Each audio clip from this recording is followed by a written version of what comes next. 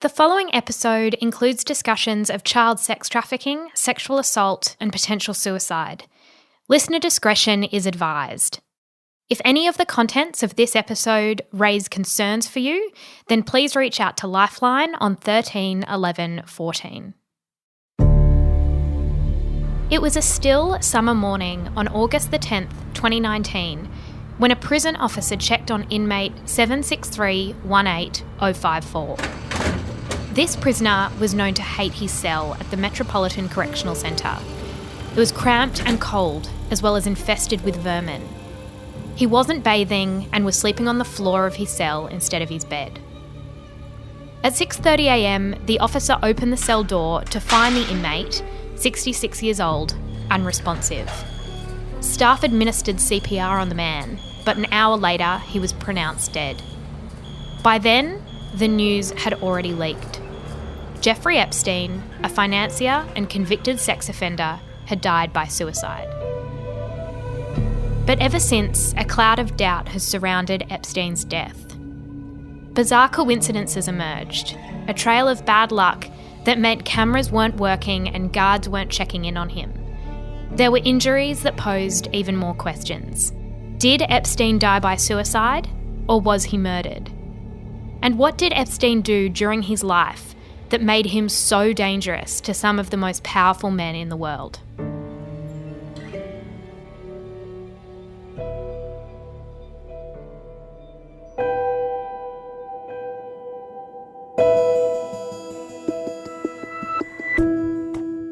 I'm Jessie Stevens, and this is True Crime Conversations, a Mamma Mia podcast exploring the world's most notorious crimes by speaking to the people who know the most about them.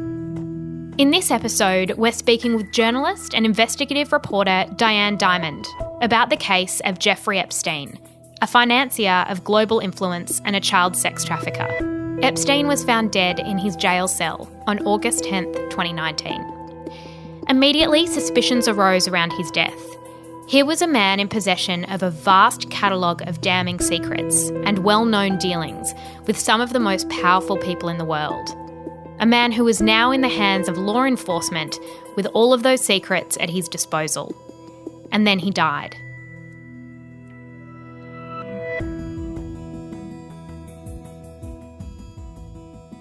In 2005, can you give us some sense of who Jeffrey Epstein was? Like, what did he do for a living and what sort of people was he spending his time with? Well, in 2005, he had become a self-styled financial advisor to the wealthiest of the wealthy.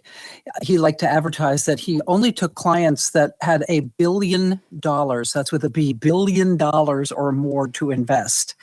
It was quite a leap for this guy who came from a rather poor background in New York, sort of a chubby, clumsy kid who was very, very smart. He was so smart that without a college education, by 2005, he had worked himself into a multi-millionaire, perhaps billionaire status himself. And how did he get there? I know you said he was really smart, but as you say, he didn't have a college degree. He started off as a teacher, didn't he? Mm-hmm. So how did he sort of fall into this position? If Jeffrey Epstein wasn't anything, he was a master manipulator. He knew how to read people like the Bible. Just out of school, not yet graduated from college, but he got a job at the prestigious Dalton School in New York City, where he was teaching the children of very, very uber wealthy people. So he coddled up to them, frankly. He got to know who they were through their children, and many of them took a liking to him and then introduced him to their wealthy friends and business associates.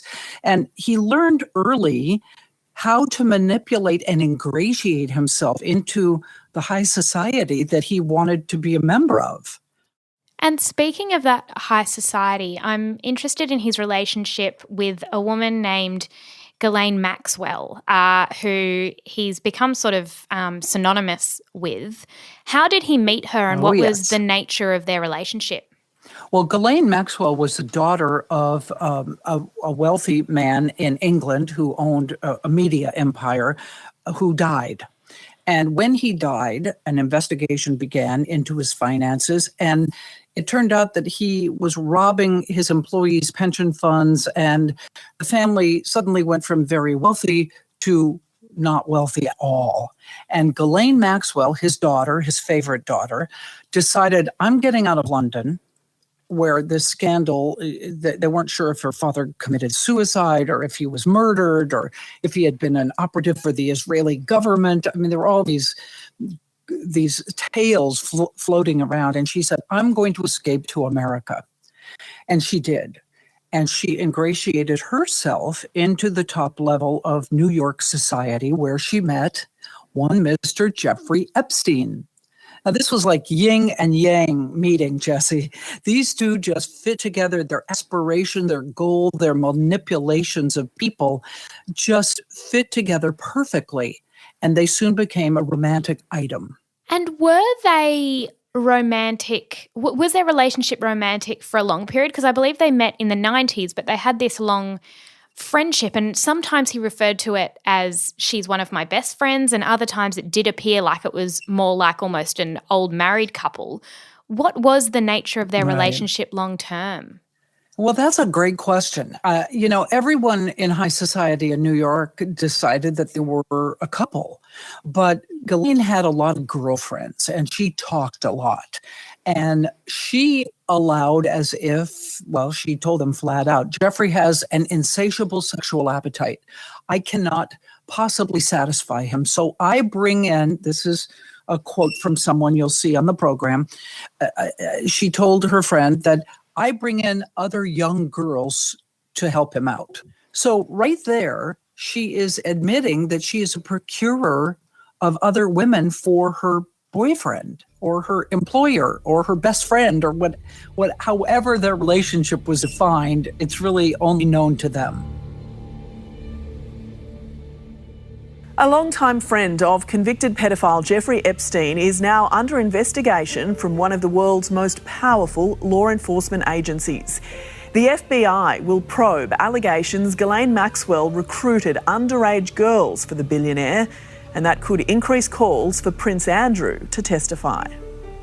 She was Jeffrey Epstein's most trusted assistant, who women claim led them to the pedophile's lair.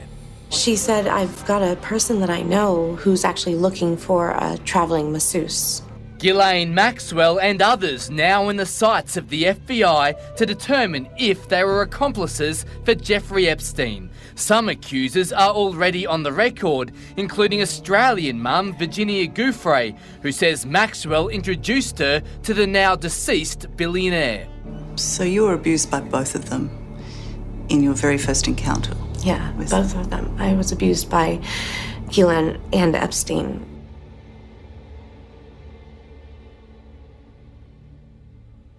And in March 2005, a woman contacted a police department in Florida and alleged that her 14-year-old daughter had been taken to Epstein's mansion by an older girl. What did she say had happened to her daughter there? Well, she was semi-hysterical when she called the Palm Beach Police Department, and she said, my daughter was caught at school with 3 $100 bills in her purse. And I've questioned her, and she admits now that she has been giving this wealthy man over in the very wealthy part of Palm Beach massages, and he gives her $100 bills, and something is wrong. And therein began the Palm Beach police investigation of Jeffrey Epstein, this one 14-year-old girl. Well, she, of course, cooperated with police. She's 14 years old. She didn't know what she was getting herself into. She soon gives the name of the older girl, happened to be her boyfriend's cousin, the older girl who had taken her to Jeffrey Epstein. And then the names of other girls. And this investigation blossomed exponentially. Suddenly, there wasn't just one young girl, 14 years old, but there came to be dozens of young girls, mostly all from very poor families in the West Palm Beach area, not Palm Beach. And each one told the same story. They were lured there to just give the old rich guy a massage. And once they were upstairs in his bedroom, bathroom area to give him a massage, sexual contact soon followed. And police then had to act on that and searched his house. Did they find anything when they did that initial search of the house? Well, much to their chagrin, they did not find a lot. When the police showed up with a search warrant at Jeffrey Epstein's mansion, the computers were gone. The video cameras that police knew, there were various video cameras around, had all been disconnected. They really came away with nothing concrete, except the young girls who they had been interviewing had given them the lay of the land. There's this big staircase that goes upstairs. There's this odd-looking pink and green couch in his bathroom, dressing room area. They gave a full description of what it looked like inside that mansion. And so how in the world would they have known that unless they'd been there giving the massages they were claiming to give? Epstein faced a court for a number of crimes. What did the court determine and what was he sentenced to? You know, it just makes me gnash my teeth when I think about what happened with this Palm Beach police investigation of Jeffrey Epstein. They found so many young girls, dozens of young girls who were all telling the same story of being sexually abused by this man. And once they gathered the evidence, they took it to the local district attorney who promised to prosecute. But he didn't. Instead, in America, there's something called the secret grand jury. He decided not to just charge Jeffrey Epstein, but to go to the secret grand jury and talk to a number of panelists and give them the story of just one of the girls, the 14-year-old, the original complainant. So why he decided to do that, I don't know. Of course, there's rampant speculation that Jeffrey Epstein, with all his millions, maybe $1 billion, paid off the district attorney or got some pressure put on the district attorney so that he didn't really pursue the case. It went to a grand jury and there it sat. Nothing really happened until they decided one charge of solicitation of prostitution. Well, a 14-year-old cannot be a prostitute. She's a child. But that's what it was determined that they were going to ultimately charge Jeffrey Epstein with: solicitation of prostitution. And he was supposed to serve, 16, 17 months in lockup. Well, he only served 13 months, and it was not some kind of prison. It was a local jail where he had the whole wing to himself. And get this, Jessie, he got to go home during the day. He said he had work to do. So they let him come and go, and he only had to spend the night in the prison cell. It was a local jail cell. Nobody around. There were no other inmates to bother him. It was really, really a sweetheart deal. The biggest question is just how something like that happens, which you touched on. There's speculation, as you say, about money. Do you think that had to be the case? Because that is just, when you think about justice and all the evidence that they had, it just appears that money can almost buy you everything. Well, that's a big complaint here in America that we have green justice, they call it. Green, the color of money. The rich people can buy their way out of just about anything. But I don't think it's just money. I think it's influence. You know, Jeffrey Epstein knew everybody. He made it his quest in life to get completely connected, get this network of really rich, influential people. You know, he was friends with Bill Clinton, our former president, and our current president, Donald Trump, and with titans of technology and business and politics. And so when you ask me, why did this happen? Why just one minor little charge? Why was he allowed to come and go from a jail cell? I think it's because of who he knew. And maybe, as we indicate in the ID special on Jeffrey Epstein, it was because of who he knew and what he might have had on them. a lot of these famous people that were around him, flying on his private jet and going to his house in the islands or his ranch in New Mexico or his apartment in Paris, they were taking those trips with a plane full of young girls. Now, we know that plane was wired for video and audio. So did Jeffrey Epstein have incriminating evidence on people, on high-level people, and then those high-level people put pressure on district attorneys and prosecutors and to keep him out of serious trouble? I hope that someone investigates that part someday. And speaking of, there was a young woman who came forward in 2015, and her name is Virginia Roberts Giuffre, and she came forward with some allegations pertaining to Maxwell and Epstein, which would later actually involve Prince Andrew. What did she say happened to her? She said that she had been first approached by Ghislaine Maxwell at her place of work. She was a ladies' room attendant at Mar-a-Lago in Florida, in Palm Beach. And that, of course, is the huge mansion, now a very exclusive club owned by President Trump. She was a bathroom attendant. Ghislaine Maxwell came in and said, "Oh, you're so pretty. Would you like to learn how to be a massage therapist?" And he said, "Well, sure." I mean, she's a young girl. She's 16, 17 years old at the time. Who wouldn't want to get out of the ladies' room job, And so Ghislaine took her under her wing and got her hooked up with Jeffrey Epstein. And in turn, she was told after about a year of having sex with both Ghislaine and Jeffrey, this is according to Virginia, she was told, "We're going to London." And on the plane, by the way, Jeffrey Epstein's plane was called the Lolita Express. On the plane, Ghislaine tells young Virginia, "I'm going to take you shopping when we get there. We're going to get you all dutied up, and you're going to meet a prince." And it was Prince Andrew. She has a photograph of her with Prince Andrew, which has been quite widely circulated. What does she say happened once she met Prince Andrew?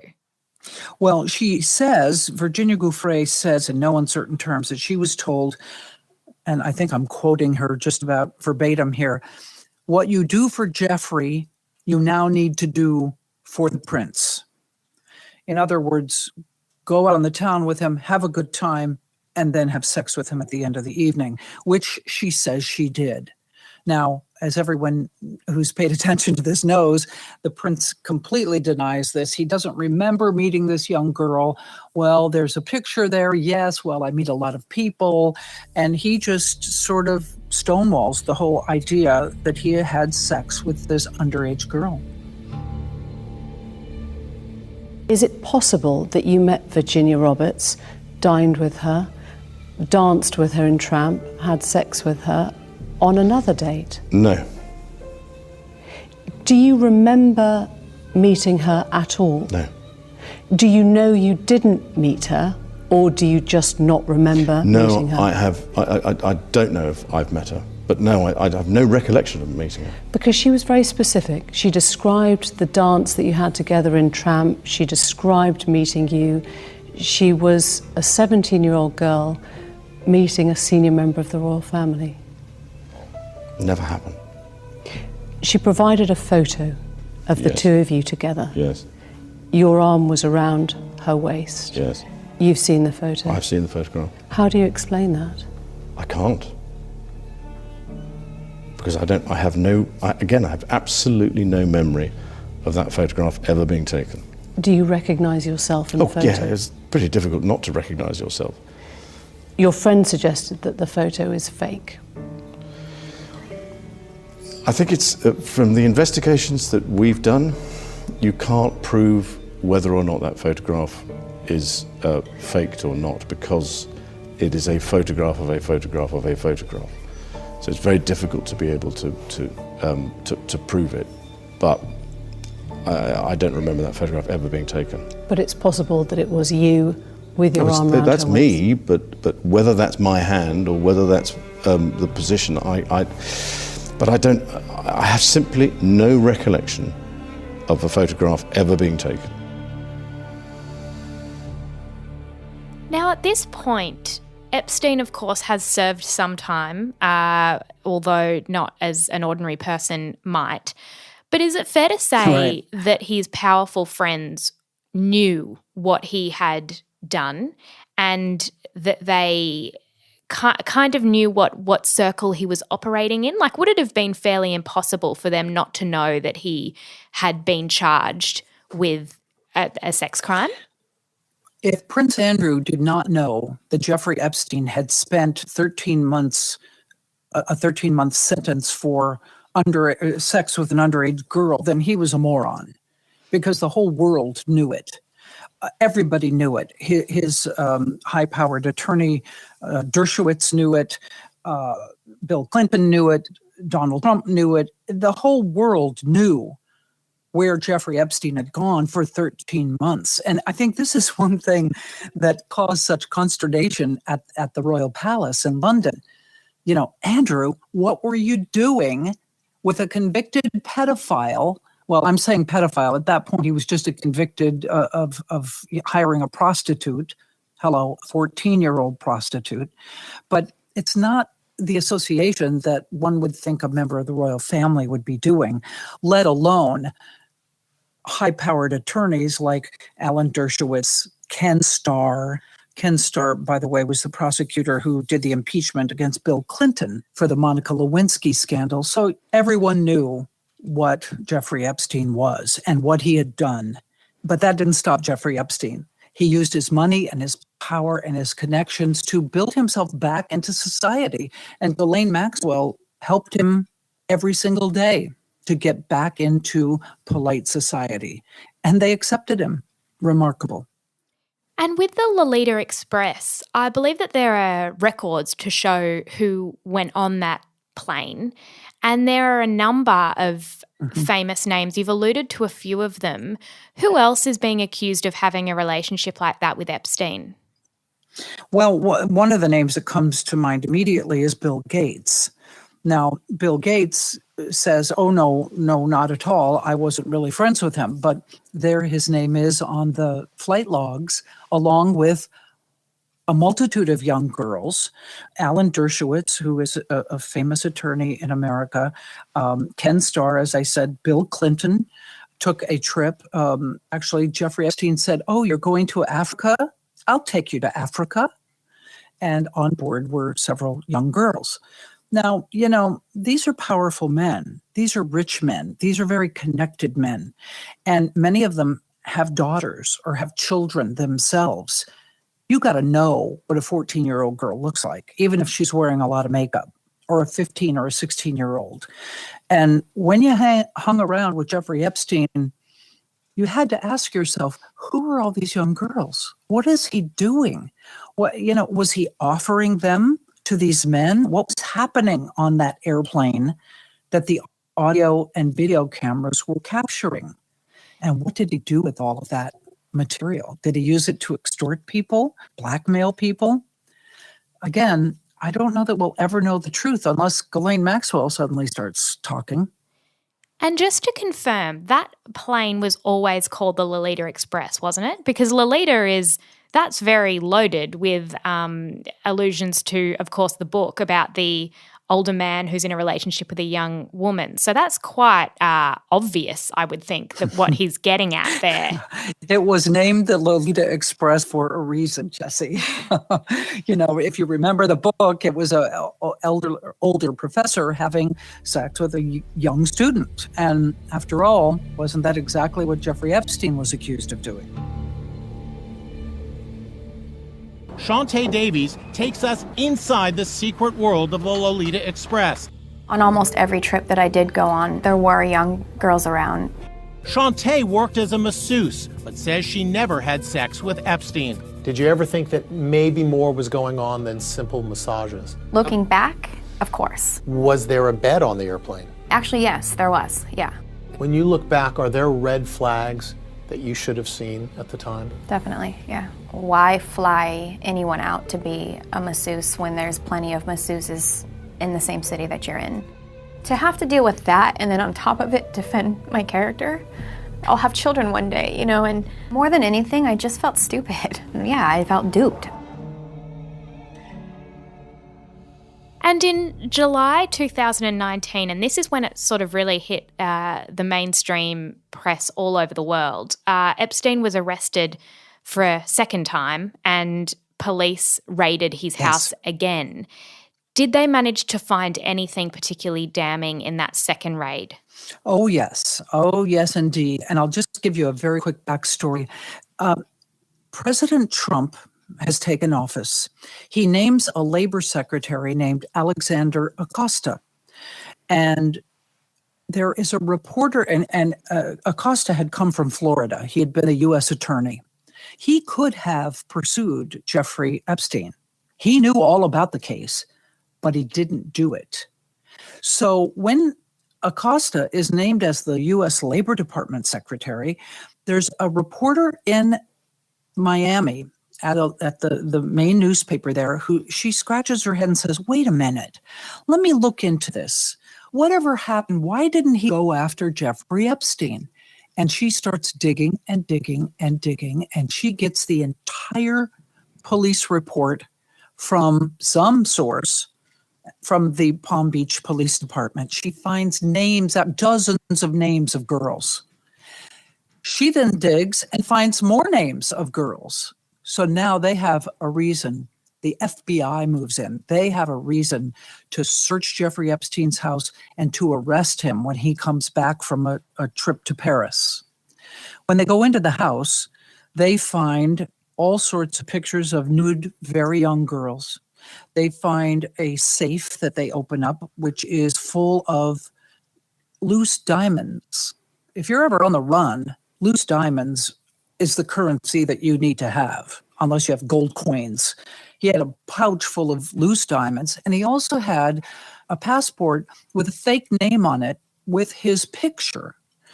It had expired, coincidentally, but what's Jeffrey Epstein doing with a fake passport and all these loose diamonds and these videotapes and CDs full of nude young girls engaged in sexual activities? These are the hallmarks of a pedophile. And so now the world comes crashing down all around Jeffrey Epstein. This is it. This is now the feds. This isn't just the state of Florida. This is the federal government has come down on him. And do you think that when that happened, that the powerful people, because now names are being leaked, and as you say, they are really, really powerful people, was there a sense that they were panicking? Because there's obviously all these documents and things are about to come out. Do you think that those names were going to start to get quite mixed up in this Epstein case? Well, I'll tell you, it was like turning on the light in a kitchen and watching the cockroaches run for the baseboards. You know, yes, everybody panicked. Every influential man who'd ever had dealings with Jeffrey Epstein started to put out their own statements. Well, I didn't really know him very well. Well, I hadn't talked to him in 10 years. Well, no, I was not really a friend of his. It was almost laughable to watch what was going on with these high-powered men. Now, I must say, Alan Dershowitz was named by Virginia Giuffre and others as partaking of the flesh of these young girls, vehemently denied anything, as did Bill Gates, as did Bill Clinton. But Dershowitz actually filed a lawsuit against Virginia Giuffre. So that's still pending. We'll see what happens. Of course, a lawyer would file a lawsuit, I guess. But Virginia Giuffre was not the only one who gave Alan Dershowitz's name. And Epstein then goes to a prison cell where pretty soon after his arrest and incarceration, he's found with injuries to his neck. What did correctional staff believe happened to him? Well, they weren't sure. Here's the most high-profile inmate in the system, and he's got a red ring around his neck. Did he try to commit suicide? Or, as he said, he didn't really remember, but he thought his cellmate had beaten him up. Now, he was in a cell with a quadruple murderer, a former police officer who had gone bad. So they weren't really sure what happened. Jeffrey Epstein said, no, I didn't try to commit suicide. But it sure sort of looked like it. So they put him on suicide watch. The Metropolitan Correctional Institute put Jeffrey Epstein on a suicide watch. And that means that a psychiatrist, counselors have to come and see him multiple times a day. They have to make sure he's okay. They have to watch for him. They have to make sure he's got a cellmate that can be there to sound the alarm if anything happens.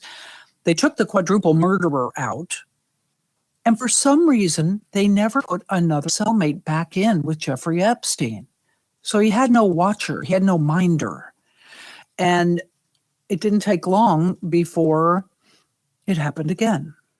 This is a big question that came up after his death, was the question around why he was ever taken off suicide watch. Because I believe he was on suicide watch for about 6 days, and then it was taken off. And as you say, there was no one to keep watch on him. Why do you think that changed? Well, see, this is where it becomes eerie and mysterious, Jessie. Who knows? We've never gotten an adequate answer. 6 days on suicide watch, that's not the way it works.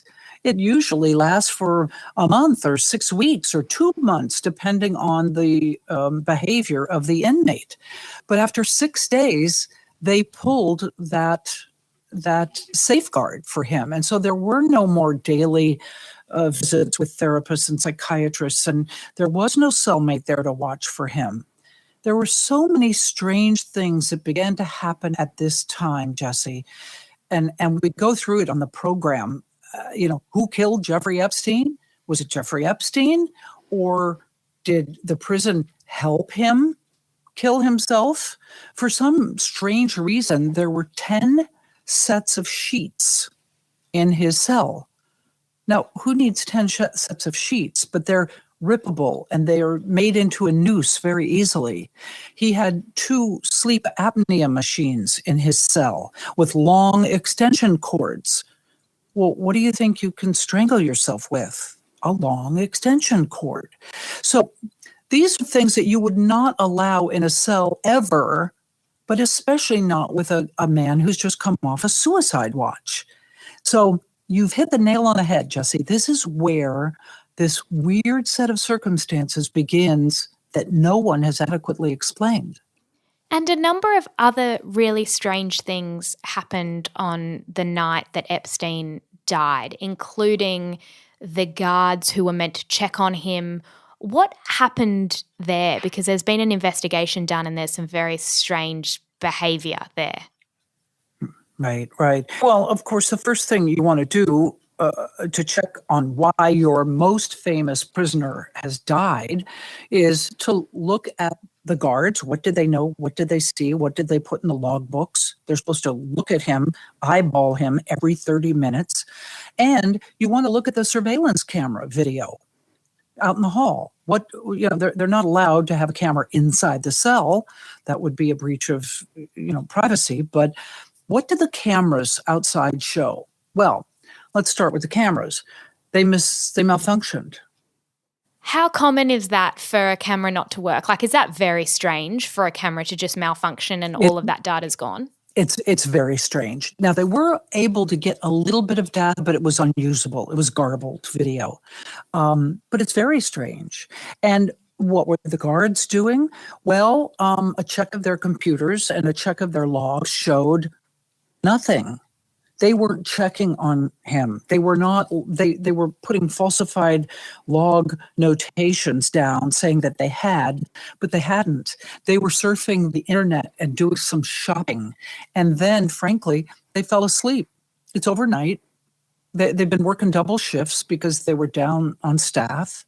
And they were completely negligent, frankly. And ironically, can I just add parenthetically, these 2 guards that were on duty that night, they're the only ones who've been indicted for anything. Who was in charge of the cameras? We don't know. What happened? We don't know. Why did he have all those sheets in the cell? No, we don't know. Why was he allowed machines with long extension cords? We don't know. But let's indict the 2 guards that happened to fall asleep. So again, you hit the nail on the head. These are where all of the odd circumstances happen. Jessie, it's a night when he's just off suicide watch.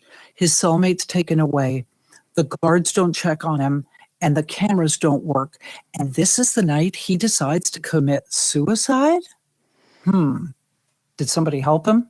It just seems like there are so many coincidences. And early on the morning of August 10, Epstein is found.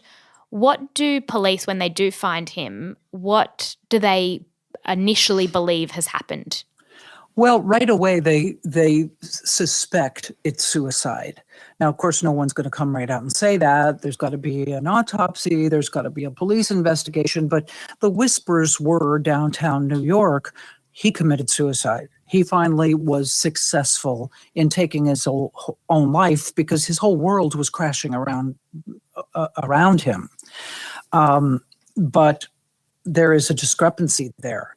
While the official autopsy says it was suicide, a very esteemed medical examiner who used to be the medical examiner in New York City, he's retired now, Michael Baden, stepped in for the Epstein family and did his own conclusions. And he concluded that it could not possibly have been suicide because of where the mark was on his neck. It was down too low. It was around his hyoid bone, which is right above your collar, right in the middle of your collarbones. And the hyoid bone was broken in 3 places. Well, that doesn't happen when you commit suicide by hanging. The rope is up underneath your jaw. That's where the red ring should have been, but it was down low, right around the top of his collarbone. So again, what's the truth? What is the truth? Good morning. This is an NBC News special report. NBC News has learned that disgraced financier Jeffrey Epstein is dead. Epstein took his own life while he was behind bars here in New York City, facing charges of sex trafficking. We want to get the very latest now from NBC News investigative correspondent Tom Winter, who is joining us by phone. Tom, what more do you know? Peter, what we know is that at some point this morning, Bureau of Prisons and prison officials found Jeffrey Epstein in his cell. Apparently, he had hanged himself, and they called the EMS, the Fire Department of New York, EMS. He was in cardiac arrest at that time. He was transported to New York's downtown hospital, and then he was pronounced dead.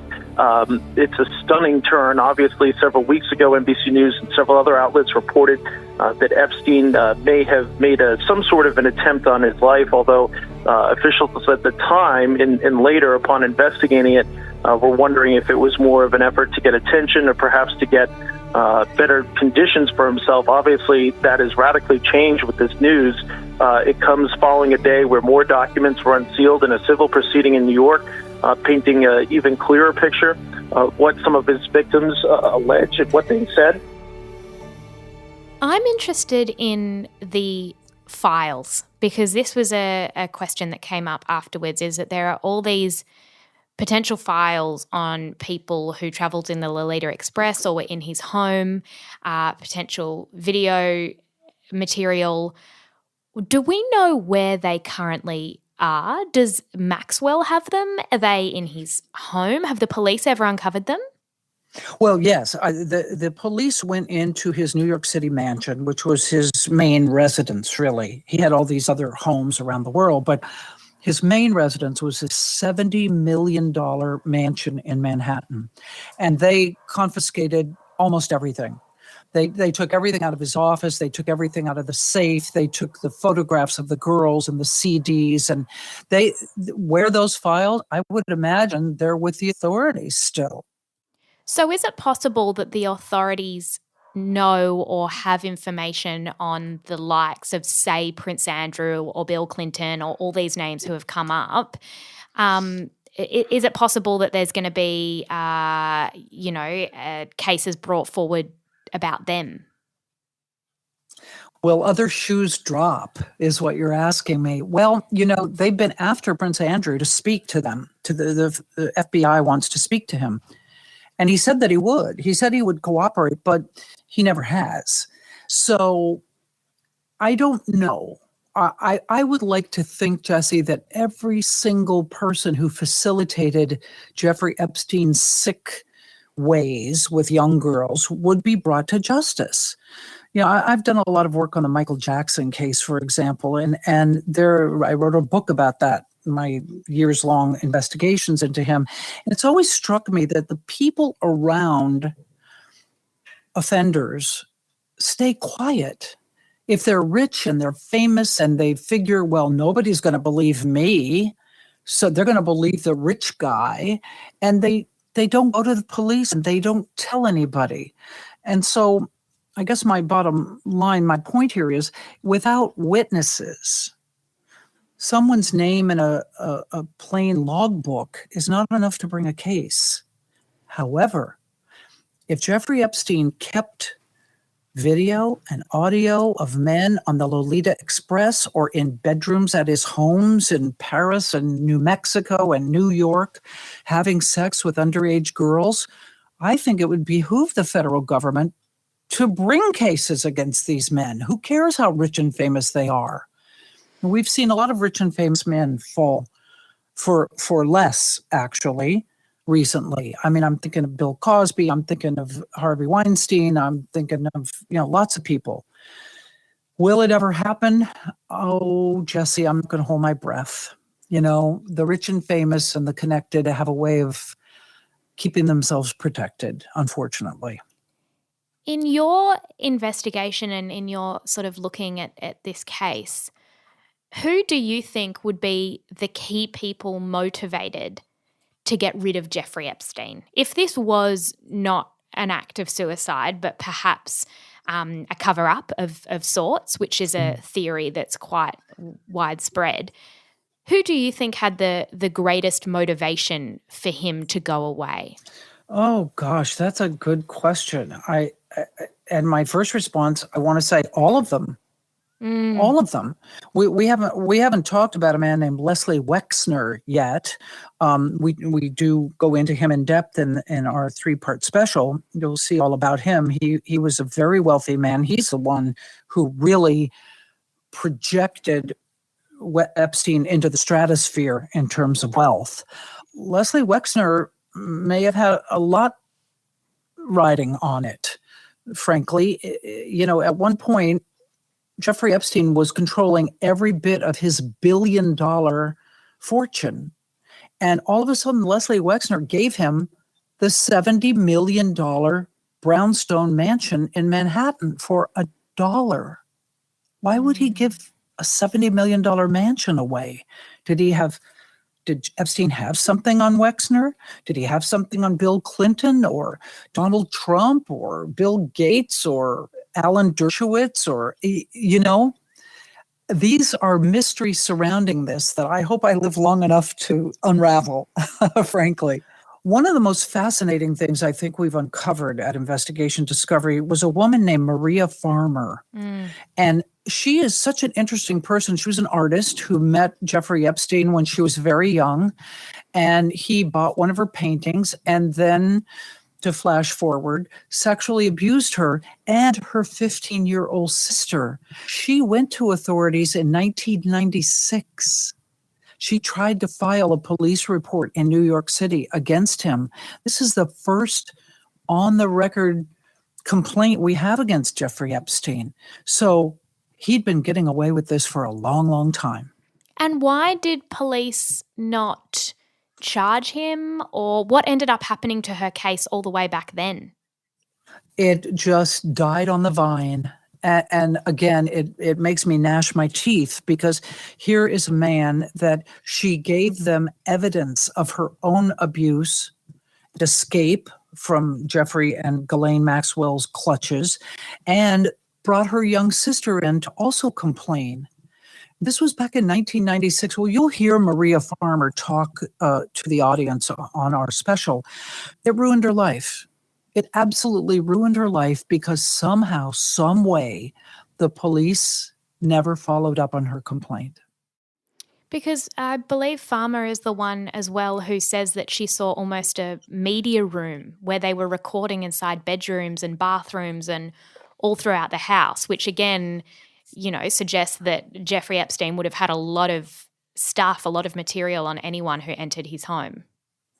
Yes, she was actually the receptionist at the Manhattan mansion. And she said Jeffrey was very proud of the fact that he had pinhole cameras all over, in the entryway, upstairs, in the bedrooms, and the hallways. And she visited other locations, a mansion in Ohio that belonged to one of Jeffrey Epstein's very rich clients. And it too had pinhole cameras everywhere. So there was evidence if the police had only done their duty and sought it out. And a lot of other victims might have avoided being abused by Epstein if they'd listened in the first place. You bet. Beginning in 1996 and then 2005 with the Palm Beach investigation. And then finally they arrest him in 2017.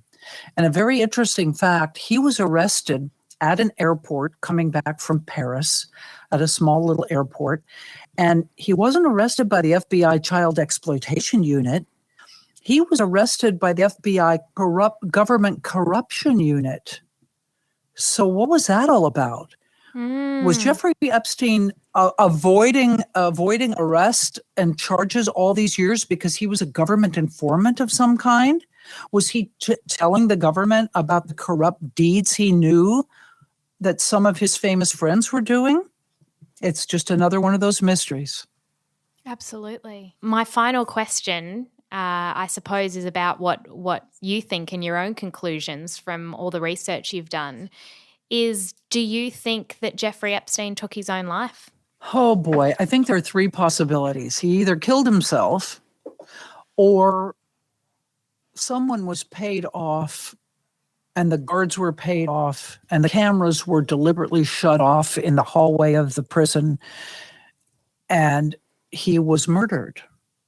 But there's a third possibility. Jeffrey Epstein may have gotten help by passing around money to people to get those machines in his cell with the long extension cords and to get the extra sets of sheets so that he could rip them up and make the noose that actually did apparently take his life. So was it murder? Was it suicide? Was it assisted suicide? Because he knew he couldn't take a lifetime in federal prison. I don't know the answer to that. I tend to think that it would be really, really hard for, say, another inmate to sneak through the hallways, go into cell number 123, and then do the deed, tie him up, make him look like it was suicide with a noose around his neck, and then sneak back to his own cell? That doesn't sound plausible to me. But there's enough money floating around this whole topic that it would pay for anything. Thank you so much for your time. We really appreciate it. Jeffrey Epstein may be dead, but there are a lot of people who still need to be held accountable. It's our responsibility to stay with this story wherever it leads us. We're still fighting to find a lot of answers. We still have some documents that we're expecting to be released from the lawsuit that Ghislaine Maxwell was involved in with Virginia. Ghislaine Maxwell recruited Virginia, and although she has denied it, we believe she recruited many other women and girls. Virginia claims that it was Ghislaine Maxwell that introduced her to Prince Andrew, who claims that he has never met her, despite her allegations that she was directed by Epstein and Maxwell to have sex with the prince. I want everyone that I've named in my court documents and everyone that I've named publicly to be indicted. I mean, we do need to put the pressure on the government to do right by us this time. The victims and their families are owed an apology by the state of Florida and the federal government for the way that they were treated by the prosecutors over a decade ago in South Florida. Yeah, an apology would be great, be a good start, and then I believe they belong in jail.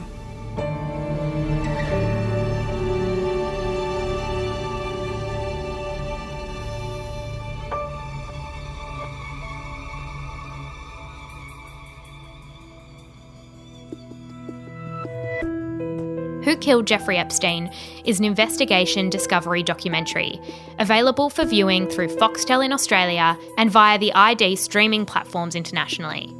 To watch the documentary in your region, just follow the link in the description of this episode. If any of the contents of this episode have raised concerns for you, please reach out to Lifeline on 13 11 14. For additional information, photos and further reading on this case, you can join our closed Facebook group. Just search for True Crime Conversations on Facebook and make the request to join. True Crime Conversations is a Mamma Mia podcast hosted by me, Jessie Stevens, and produced by Elise Cooper.